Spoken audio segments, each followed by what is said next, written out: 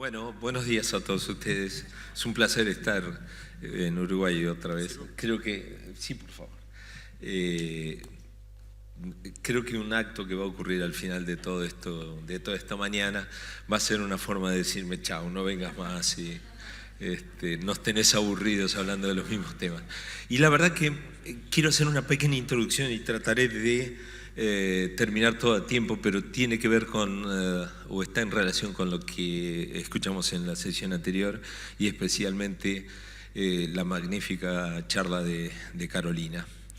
En estas dos últimas semanas han aparecido tres trabajos realmente importantes que me parece apuntan a un aspecto que Carolina quiso detallar, el uso de la aspirina a baja dosis. Nosotros hemos trabajado, es un tema que nos ha entusiasmado durante mucho tiempo y Carolina hizo referencia a eso, pero la verdad quiero mostrar este detalle y ustedes saben que hay una groserísima tendencia en nuestro ámbito médico a hacer prevención primaria, entre comillas, de fenómenos cardiovasculares y encefálicos con el uso de aspirina a baja dosis con individuos por encima de 50, 60 años, dependerá de lo que se le ocurra al médico tratante.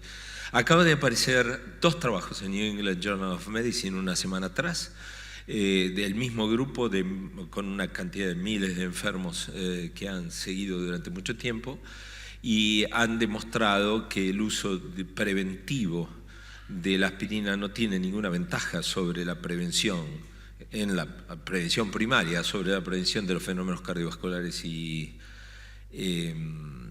encefálicos, en primer lugar. En segundo lugar, tienen una mortalidad precoz por cáncer, esos individuos, y en tercer lugar, tienen un 40% de incremento de incidencia de eventos gastrointestinales serios como la hemorragia digestiva. Esto es el primer punto, me parece que merece atención. No deben utilizarse la aspirina a baja dosis, por lo menos de acuerdo a estos estudios en la prevención primaria.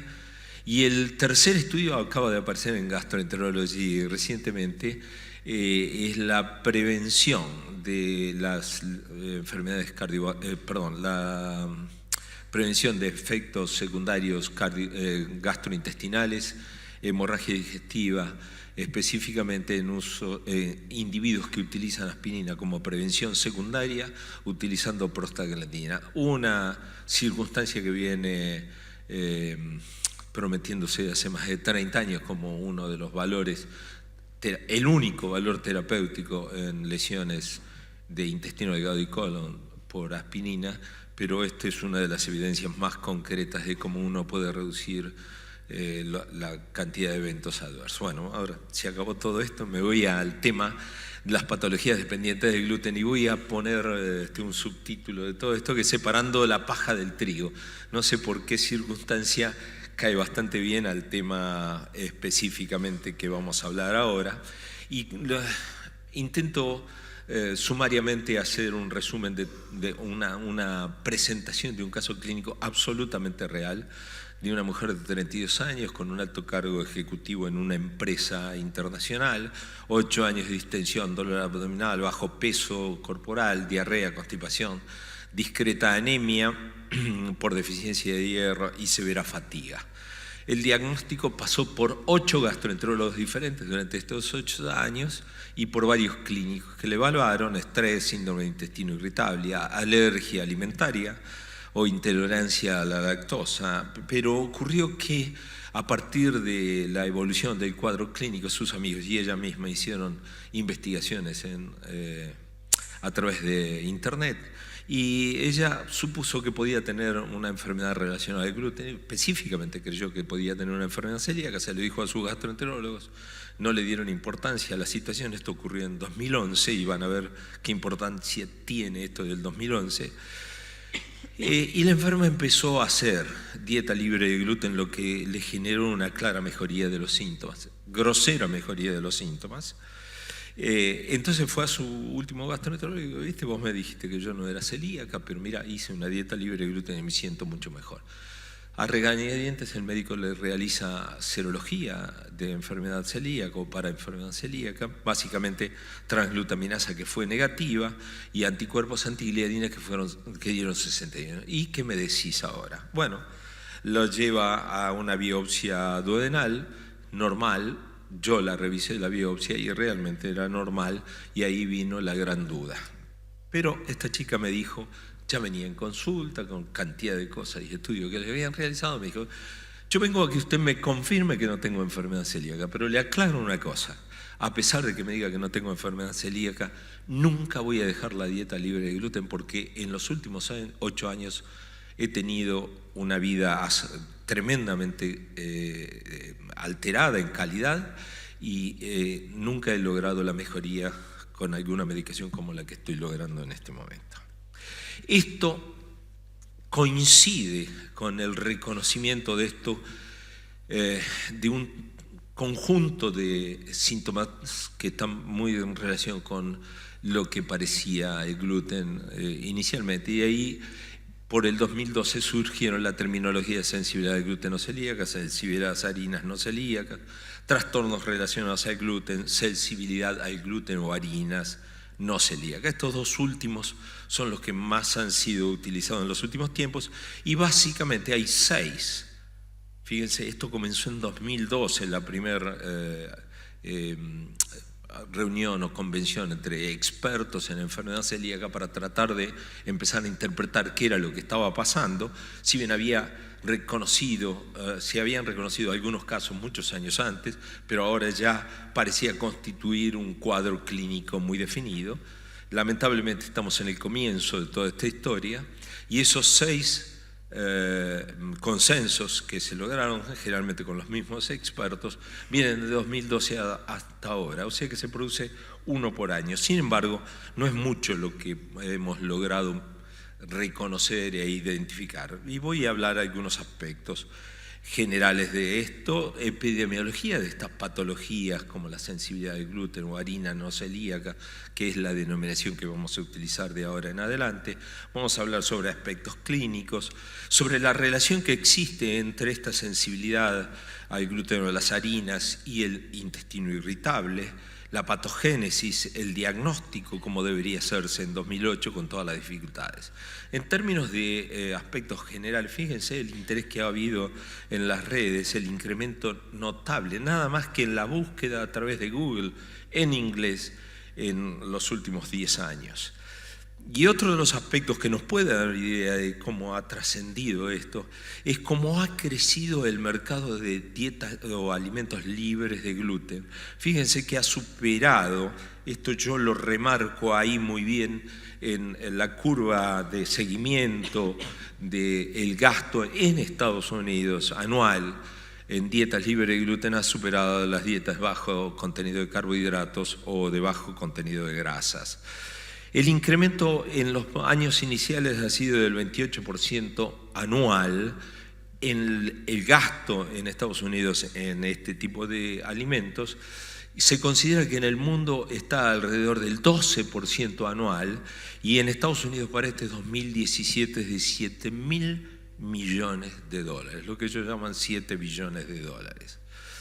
En ese contexto, desde el comienzo empezó a considerarse que el gluten y las harinas podrían ser, las harinas en general, podrían ser los determinantes de estos fenómenos, que básicamente se los definía como, de acuerdo a su patogenia, en autoinmunes, la enfermedad celíaca, la entidad que encabezaba todo el buque insignia de todos estos trastornos.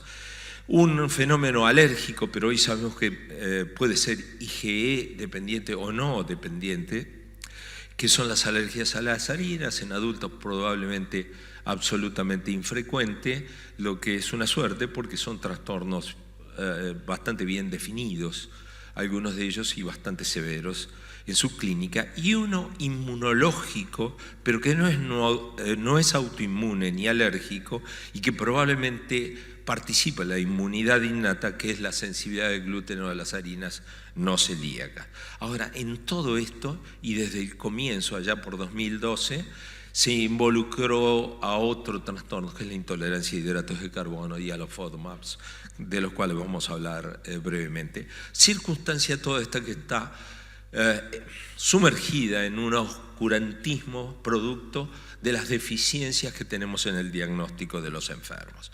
Ahora, esta revolución de la dieta libre de gluten o baja en harinas está alimentada por celebridades y publicaciones. Estas celebridades van desde todo tipo, esto es mucho en Europa y Estados Unidos, actores, actrices muy conocidas, personalidades de la política y del deporte, y muchas publicaciones en general, publicaciones destinadas al público general.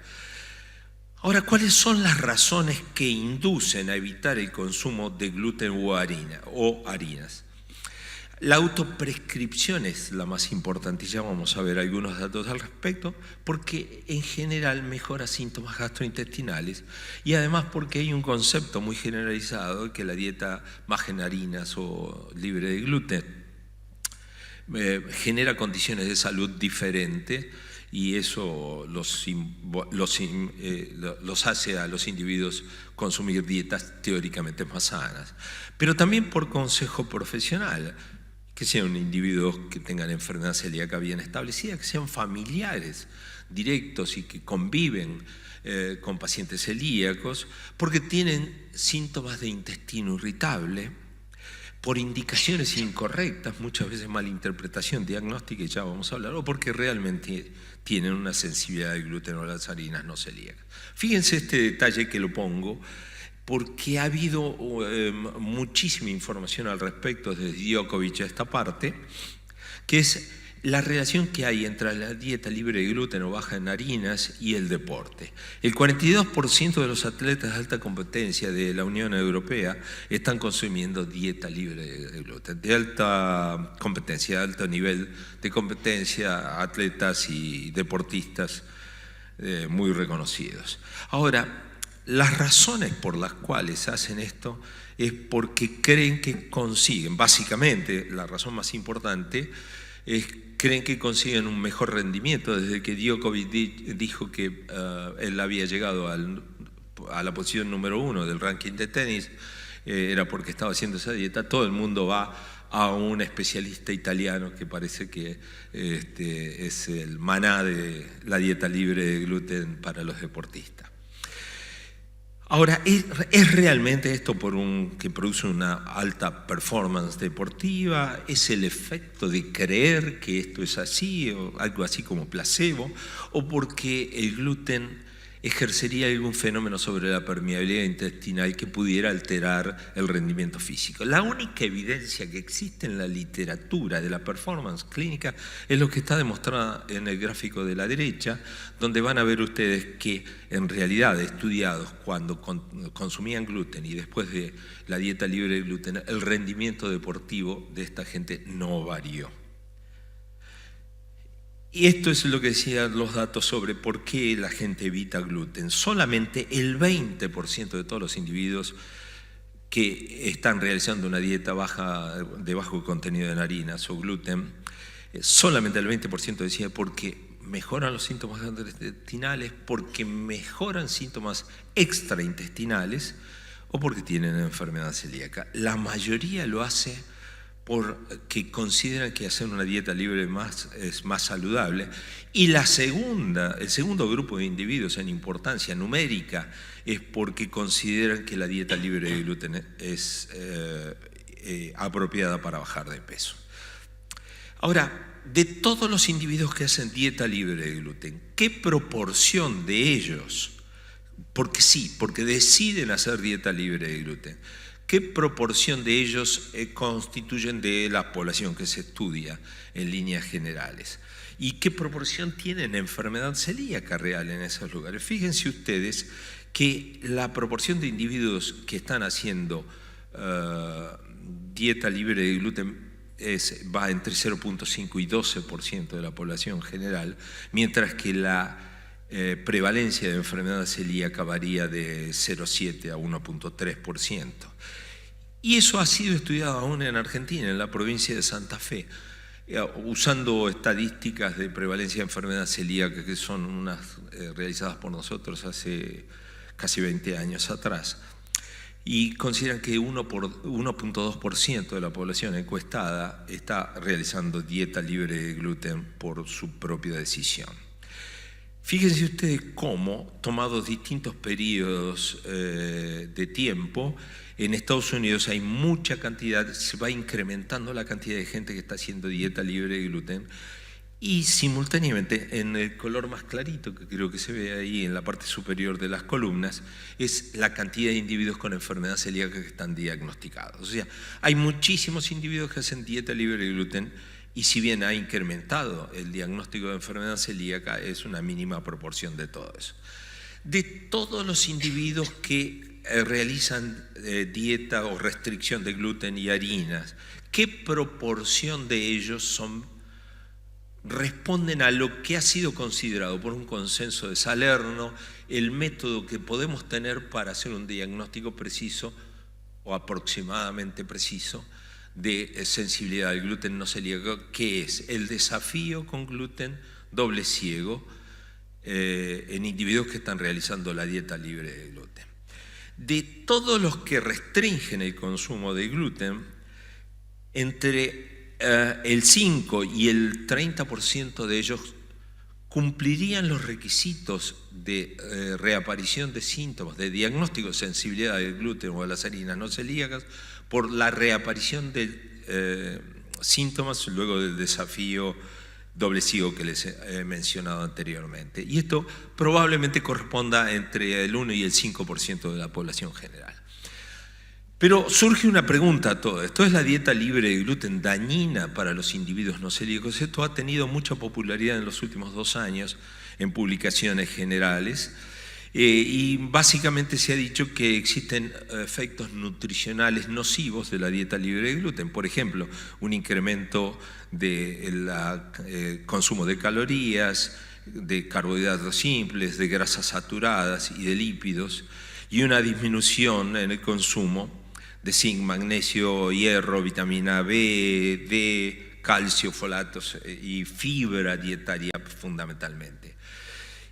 Recientemente ha habido un estudio que se publicó en el 2017 de la gente de la Universidad de Columbia, donde dijeron que el consumo de dieta libre de gluten en individuos no celíacos por largo plazo podría tener un incremento de la enfermedad coronaria, de enfermedades coronarias. Esto es una corte prospectiva que siguieron por muchos años, pero en realidad estuvo mal interpretado por las publicaciones no especializadas. Y lo que ocurre es que no es por la dieta libre de gluten que estos individuos tienen mayor riesgo cardiovascular, sino que básicamente parecería estar relacionado a esta falta de fibras y de granos completos que conllevan la dieta libre de gluten. Hace ya algunos años atrás, Elena Verdú hizo un estudio, o publicó una actualización en el tema, donde correlaciona la enfermedad celíaca con el intestino irritable. Sabemos todos nosotros que hay una superposición sintomática notable entre ellas, y que en el contexto de todo esto se incluía esta sensibilidad al gluten no celíaca. Y esto me parece muy interesante porque con el grupo de Canadá, nosotros de Elena Verdú, acabamos de terminar un estudio. El estudio diferencia a los pacientes con intestino irritable en los que tienen anticuerpos antigliadina positivos y los compara con los que tienen anticuerpos antigliadina negativos. Y ahí establece una serie de factores que podrían ser predictores de la mejoría de los síntomas gastrointestinales del intestino irritable. O sea, los individuos, lo que buscamos en ese estudio es saber cuáles eran los predictores más importantes. Y este es el predictor más importante. Los individuos con diagnóstico de intestino irritable, de acuerdo a los criterios de Roma, que no son celíacos, obviamente, y que tienen anticuerpos antigliadina positivos, tienen 12 veces mayor probabilidad de responder a la dieta libre de gluten. Esto resulta interesante y hace que la consideración que teníamos anteriormente de que anticuerpos antigliadina positivos eran falsos positivos dado baja especificidad que tienen los anticuerpos realmente pudieran ser un factor que nos ayudara al manejo clínico de estos individuos. Voy a ir a una cosa que debería estar antes, pero bueno, me interesa hacerlo en este momento.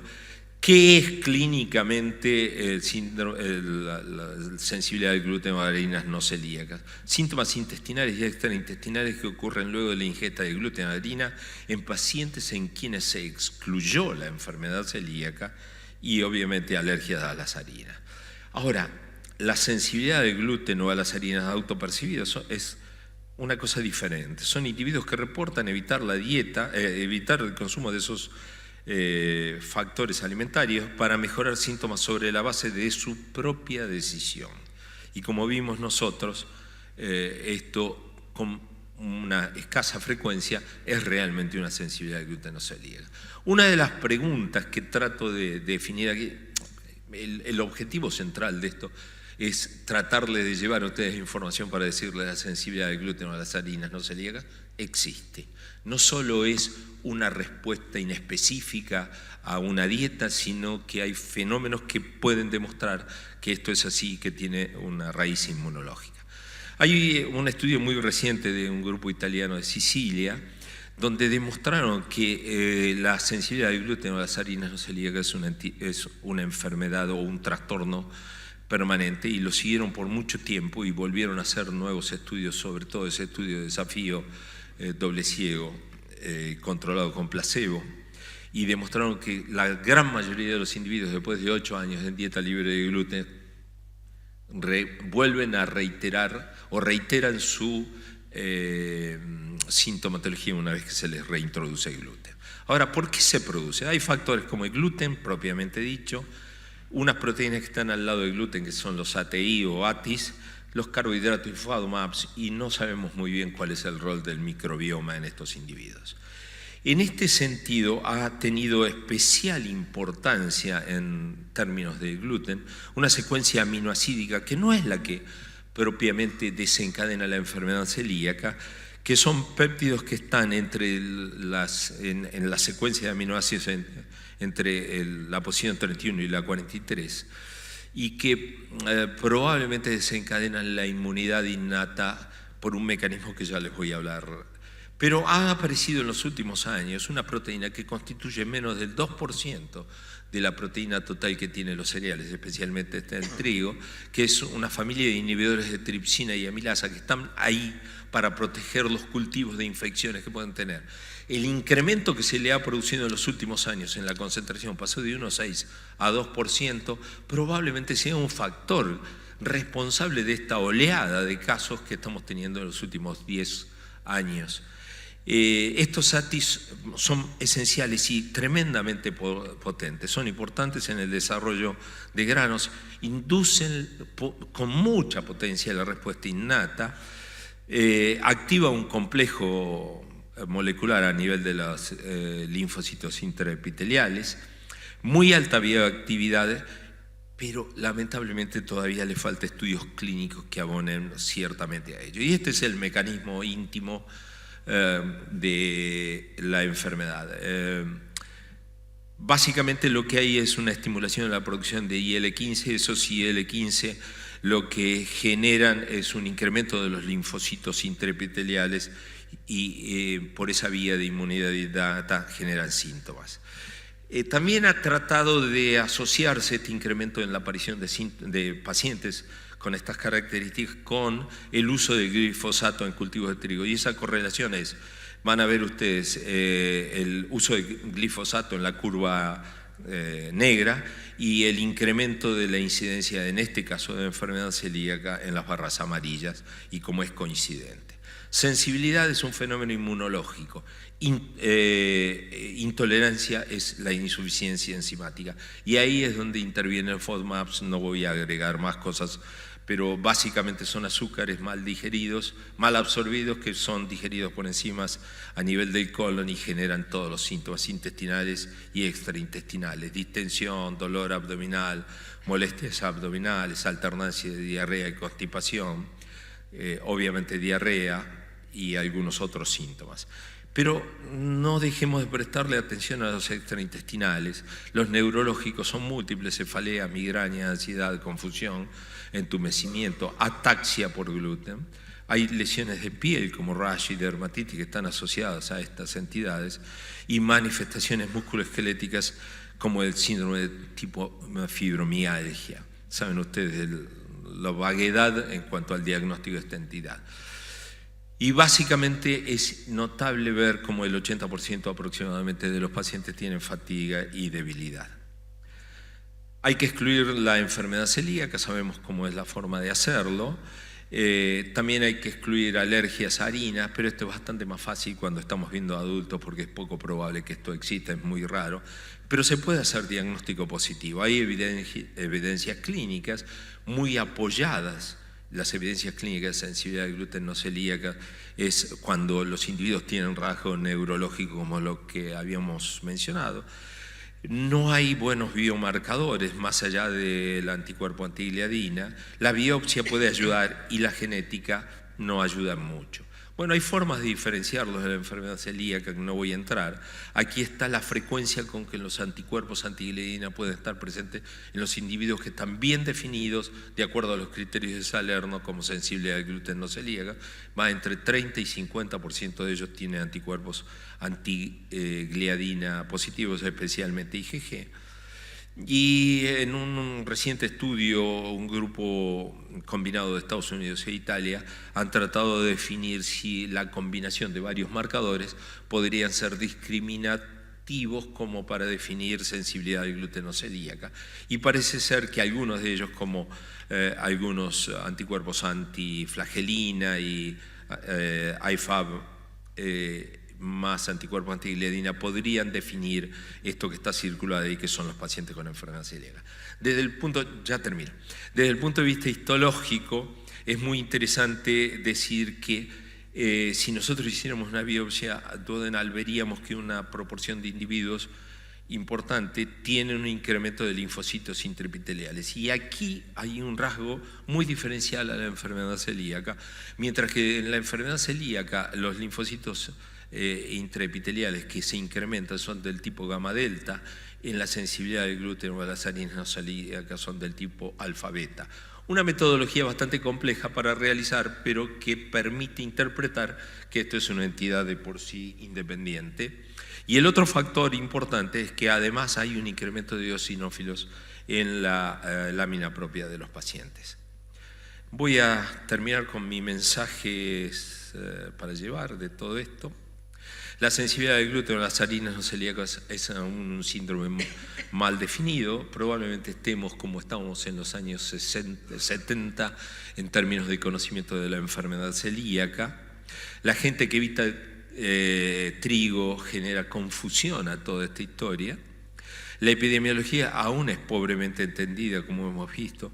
Hay síntomas gastrointestinales que definen mucho la consulta de los pacientes, pero hay que prestarle mucha más atención a los extraintestinales porque nos pueden ayudar en todo esto. Hay evidencia de que es un trastorno permanente, no hay biomarcadores de calidad predictiva, pero los anticuerpos antigliadina podrían ayudarnos. El gluten, la parte no del 33-mer, sino otra parte del gluten, esa secuencia que le dije, podría ser el factor desencadenante, pero también los ATI son probablemente muy relacionados.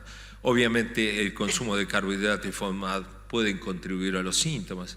No sabemos muy bien la diferenciación de todo esto, porque cuando nos llevamos FODMAPs nos llevamos también gluten, o la inversa, cuando nos llevamos gluten nos llevamos FODMAPs.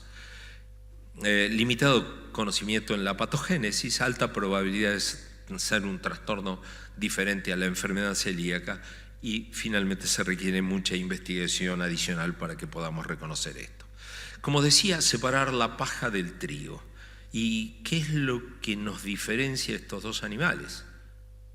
De estos dos perros que estamos viendo ahí. Uno podría decir, bueno, uno tiene sensibilidad al gluten y otro no, pero en realidad la diferencia es que uno tiene Botox y el otro no. Muchísimas gracias.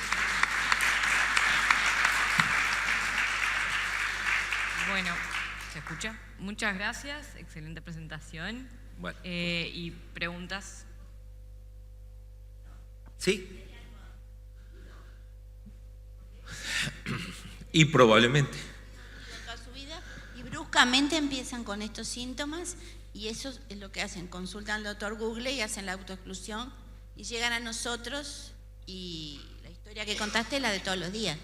¿Cómo diferenciamos si eso no es celíaco cuando no quiere hacer la dieta? Empezar a incorporar el gluten. Y lo otro es, bueno, sí, trataré de... No sé si la segunda pregunta te la entendí bien, porque me quedé en la primera respuesta. Yo me quedé en la primera respuesta, pero obviamente es como probablemente, esto es una interpretación personal, esto es como la enfermedad celíaca, puede aparecer en cualquier momento de la vida. Seguramente algunos de los cambios en la alimentación o en la microbiota intestinal son factores que pueden ser los desencadenantes de los procesos, y básicamente estoy seguro que se va a demostrar que hay algún factor genético predisponente, pero que todavía no conocemos y que no tiene nada que ver con el DQ2, DQ8, porque más de la mitad de los individuos que tienen sensibilidad al gluten no celíaca, definido de acuerdo a los criterios de Salerno, son individuos que son DQ2, DQ8 negativos. Y la segunda... La segunda era que si la exclusión del gluten, una vez que nosotros le aconsejamos, debe ser tan estricta como en el celíaco. No entiendo. No, la verdad no lo había entendido de esa manera. La pregunta iba a decir otra cosa. Me salvaste. En realidad, una de las cosas que aprenden los pacientes con el tiempo es que pueden ingerir ciertas cantidades de gluten sin que les traiga problemas. Esto podría uno interpretarlo que los fenómenos de inmunidad innata empiezan a funcionar después de algún umbral que no conocemos porque es muy particular de individuo a individuo, y son fenómenos muy rápidos. Apenas ingieren gluten aparecen, apenas ingieren harinas aparecen, apenas dejan de consumir harinas desaparecen, que es una de las diferencias clínicas que yo les hubiera mostrado en un diapositivo si no hubiera perdido el tiempo que tenía ahí preparado. Y la otra es que le tenemos que decir al laboratorio, que le habíamos dicho que lo escondiera, que reflotar el AGA, que reflote el antigliadina. Yo particularmente lo he reflotado, me sirve mucho, especialmente en individuos, digamos, creo que es práctica general que si tenemos un paciente con un intestino irritable descartemos enfermedad celíaca, aunque la prevalencia es 3%, 4%, necesita un tratamiento específico el individuo que sea celíaco, pero en ese contexto también yo le agrego antigliadinas, IgA, IgG, dado que 30-50% de ellos puede dar positivo, y como vieron ustedes, es predictor de respuesta a una medida terapéutica que es la restricción de gluten de la dieta en el tratamiento de intestino irritable. Bueno, hacemos una última pregunta. Bueno, Julio, Luciana de Colonia, simplemente preguntarte que a mí lo que me sucede a veces en la consulta es que el paciente ya vino con los anticuerpos positivos y ya empezó la dieta y que se niegan a la biopsia. Me ha pasado muchas veces y a veces tengo siempre la duda, hasta ahora nunca dejé de biopsiar a nadie. Lo tengo que hacer en el público, sobre todo porque acá es una condición que le exigen la biopsia, la copia del MARSH para una ayuda económica, pero a nivel privado, gente que me insiste de que no se quiere biopsiar. Si hay un punto de corte, como se usa a veces en pediatría, de cuántas veces la titularidad de los anticuerpos o no. Gracias. Muchísimas veces van a encontrar con la situación de que el enfermo viene con una dieta libre de gluten y no pueden definir en ese contexto, porque algunos son años que vienen haciéndolo y no pueden definirlo. Y realmente mi recomendación es que empiecen en esa circunstancia con un estudio genético de DQ2, DQ8. Si el individuo es DQ2, DQ8 de negativo, nos olvidamos, no puede ser celíaco, es excepcionalísimo que pudiera ser celíaco ese individuo y esa excepción no nos va a pasar a nosotros. Si fuera positivo, ahí viene otro de los aspectos, Y la verdad que uno debería someterle a un desafío ciego con gluten. Y ahí es donde uno puede analizar si en ese desafío reaparece la sintomatología, tratar de bancarse un periodo relativamente largo, entre 2 y 3 meses, de consumiendo gluten para ver si no reaparece la serología específica de la enfermedad celíaca y obviamente la enteropatía que podría ser el diagnóstico.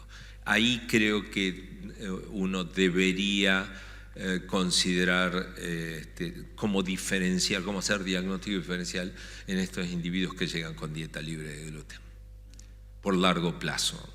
Otra cosa es si llevan 1 mes, 2 meses. Ahí lo primero que haría es la serología y no la genética. Por cuestiones de costo. Perdón, no tenemos más tiempo para preguntas. Agradecemos a todos por la concurrencia y al doctor Bay por la excelente conferencia. Muchas gracias. Muchas gracias.